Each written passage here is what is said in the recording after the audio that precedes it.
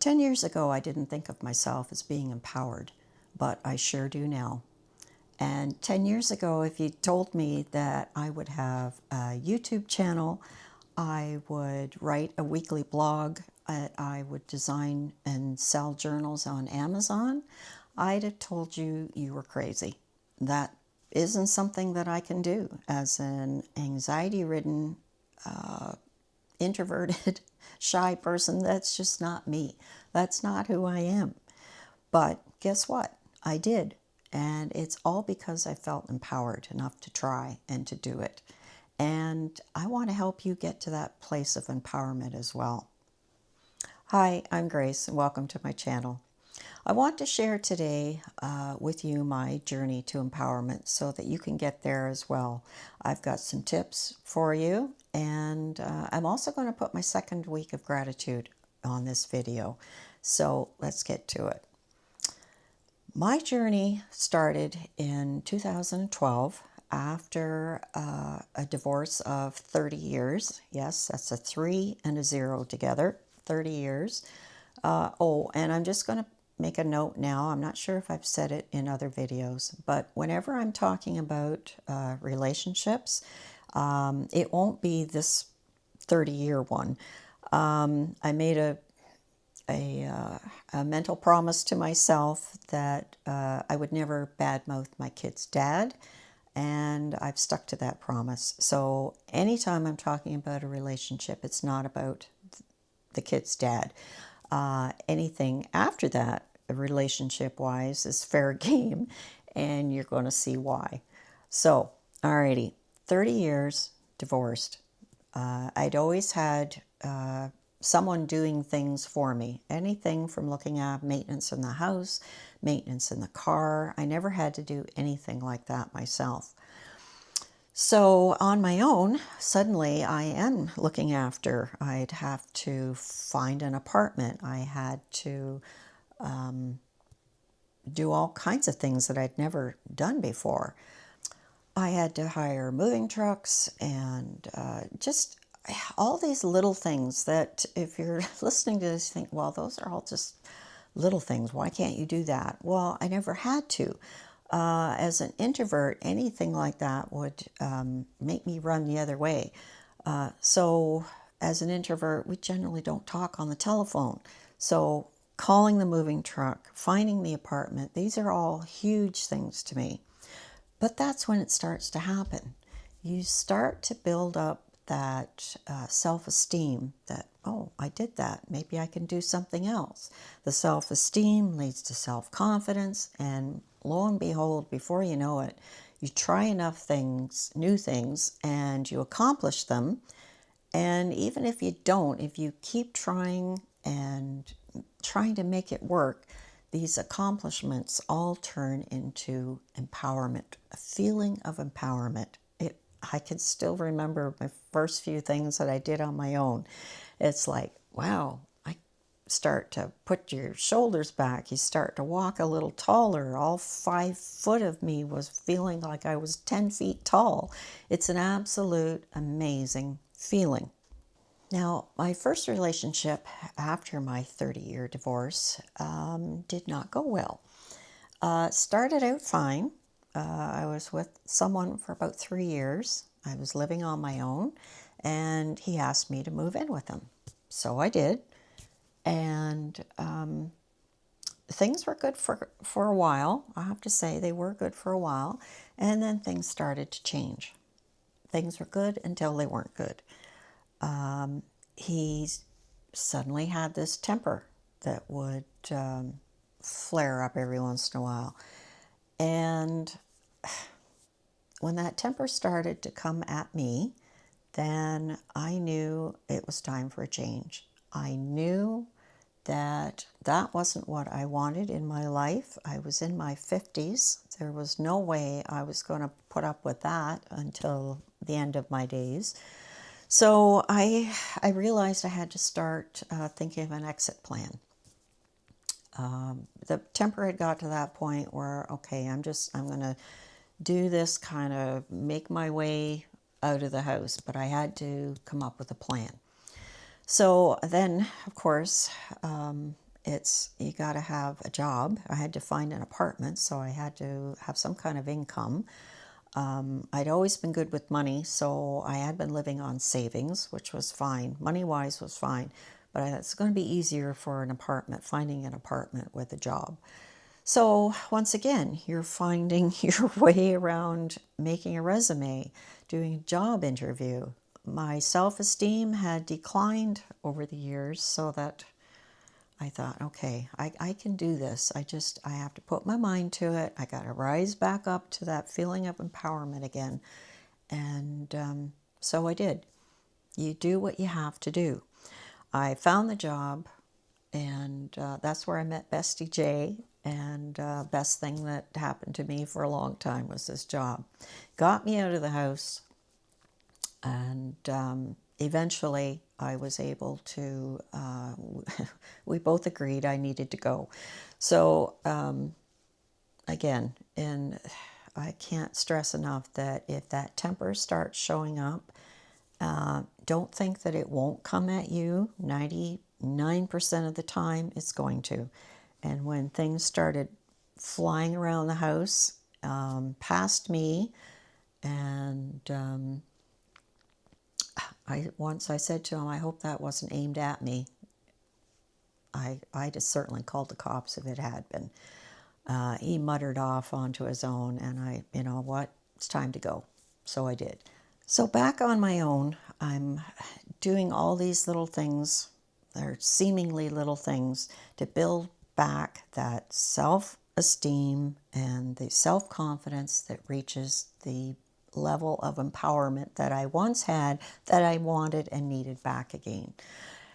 Little things around the apartment. I shovel my own snow. I don't have someone come in and do that. I still do that. I had to buy my first car. I needed a reliable car to get me back and forth to work. So I set out on this little mini journey to buy my own car, and the sense of empowerment of doing that all on my own. I could have called a friend. I could have called, my son lives an hour away. I could have said, come down and help me buy a car. No, that wasn't part of my plan. The plan to get to that state of empowerment has to come from you doing a lot of little things, gaining self-respect again, gaining self-esteem and self-confidence to the pinnacle of self-empowerment. So it all adds up, and I can't tell you what a feeling it is. It's just an absolute amazing feeling, that self-empowerment. Okay, so that's my story of how I got to the point of empowerment for me. So let's help you get there as well. First off, you're going to need a support system. Thank goodness, I found Bestie J. When I started working, that's where we met. I met her the first day I walked in, and I thought, this woman we're the same vibe. We became best friends. So you need a support system. You need someone that you can bounce ideas off. You need someone that's there in a pinch if you need help in a hurry, whether you're still with someone or out on your own. It just gives you a sense of security knowing that you've got somebody there if you need them. The next point is self-care. You have to look after yourself, and I know I've said this in other videos as well, but you need to look after yourself. You've got to eat properly, get some exercise, clear the cobwebs out of your head when you're out walking or doing something moving and exercise-wise. It helps you think clearer. And self-care for keeping your keeping your stuff together. You need self-care just to look after yourself. My next point to feeling empowered is to set boundaries. This can be tricky sometimes. If you're with someone that, like I was, that had a temper and was controlling, setting boundaries can be tough. So tread lightly with that one. But at the same time, you have to set boundaries for yourself. If you don't, you're going to feel like a doormat.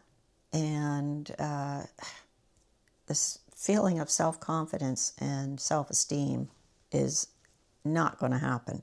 You can't feel empowered if you're not setting boundaries. Quick story. I have to say, I've always worked retail to this point. You work days ahead, you have your Christmas day off, and you work slew of days after with the Boxing Day sales and things.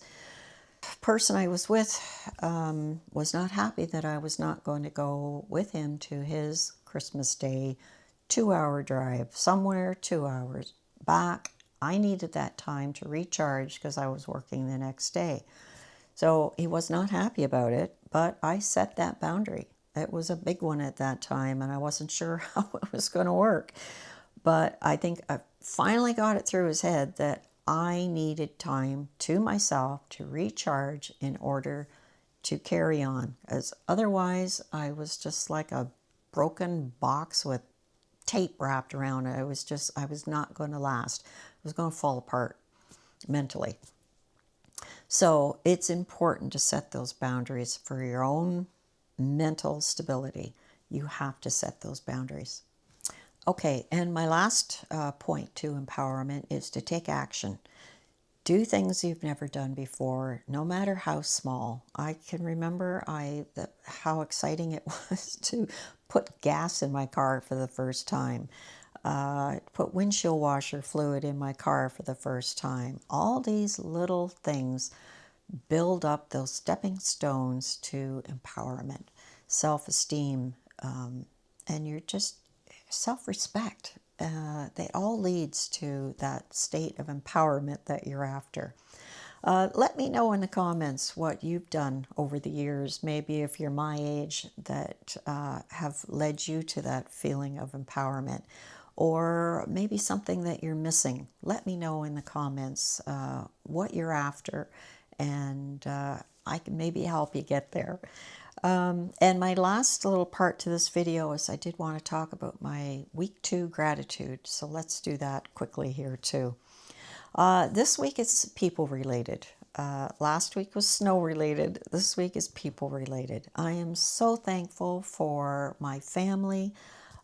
If they knew I was doing this, I know they'd be very supportive, but nobody knows yet that I'm doing it. Not my dude, not Bestie J, not my kids, nobody. But they would be supportive. I thank my Bestie J for her support. I am so grateful for her for supporting me over the years, getting out on my own and just being there for me.